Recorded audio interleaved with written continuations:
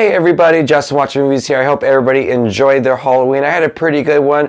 I decided to walk around the mall with my wife. They were handing out candy there, and I went with my little Power Rangers bucket to get some candy, and I only got one piece of candy, and I ran into Adam from Almost Sideways, and his daughter thought I was handing out candy, and she took my last piece of candy.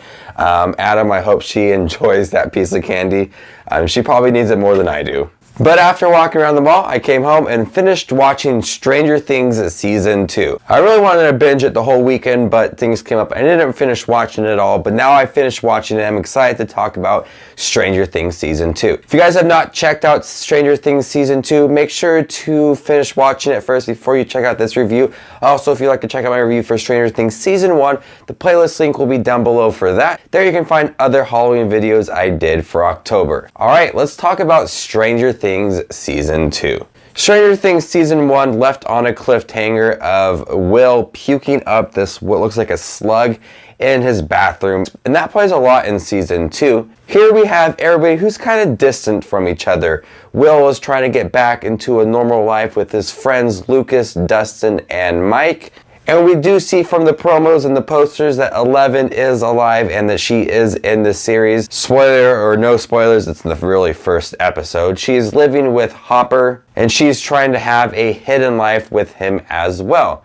We do get a new girl in the series named Max, and the guy from Power Rangers, Darcy Montgomery, is her older stepbrother who has an attitude like no other. So there are a lot of new characters, a lot of old characters. Everybody's kind of doing their own things. Relationships are a little bit different. And that's one of my biggest gripes with this season. It's also a good thing as well, is that everybody feels so different. What I really love from the first season, and it's probably one of my favorite things from that season, is definitely the dynamics and how they kind of worked as a team. I loved the four of them, Eleven, Lucas, Dustin, and Mike. And Will was in the upside down world, so they were trying to find him, and they created this relationship, this group that just works so well. And I love how they helped each other and how they felt as a group, and they had this really good friendship, and I loved that in the first season.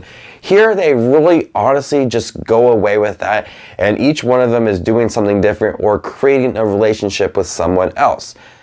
And at times I do miss that. I really do miss that. I also do appreciate how they're strengthening them as individuals, just not as a group. We have Hopper and Eleven, who has this kind of tension, this relationship that's, you know, they're pulling at each other at times, but also they're there for each other.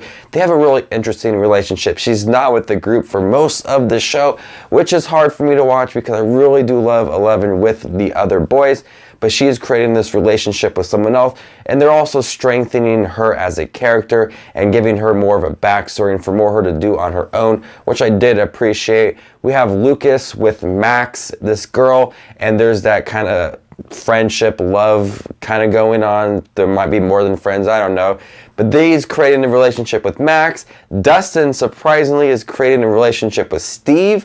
And Mike and Will are being friends again. So everybody's kind of doing their own thing. And at times, like I said, I do miss them as a group. I do appreciate that they're strengthening them elsewhere. And the show did make them feel more of a character in this show than just a group. They made them feel their own self, which I did appreciate. Last season, a surprise for me was Hopper. He came out of nowhere and made me really happy about the character. This season, it's Steve. Steve is a really interesting character. He's kind of has this up and down relationship with Nancy. They're together, they're not together, and he at one point becomes his own character without Nancy and develops this kind of bond with a character, Dustin, and he's kind of there to protect him and be almost like a father figure there for him. And I really liked Steve. He's a really badass character and he holds his own. He's there to help out. He's really cool. I love the route they went with Steve, and they didn't have him kind of be in the background and feel sad for himself that him and Nancy are ending things. He's there and he's like, oh well, I'm done with it. Let's move on and do his own thing. So I really like Steve in here. I also really liked Billy, played by Darcy Montgomery, the Red Ranger in the new Power Rangers movie.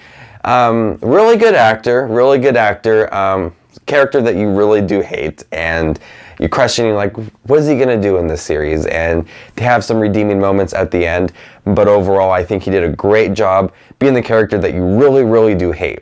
The acting overall is just really terrific. One person that really stood out for me is Will, the young boy who played Will. He didn't have much to do in the first season because he was stuck in the upside down world.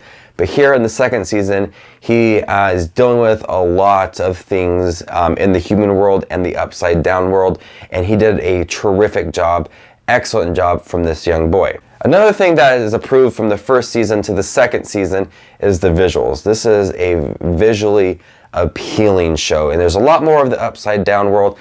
There's a lot more of like that red tone in the upside down world, which it's visually stunning. This is a far better visual show than the first season. The first season was visually appealing. The second season, there's just way much more in it that's just, it's out there and just catches your eye. For the end finale, I do think that it is more appealing than the first season. It has much more action and much more at stake with some of the characters, and a lot more are involved in the end finale. So the end finale was very satisfying for this season. I like some of the things they touched upon. I like the relationships.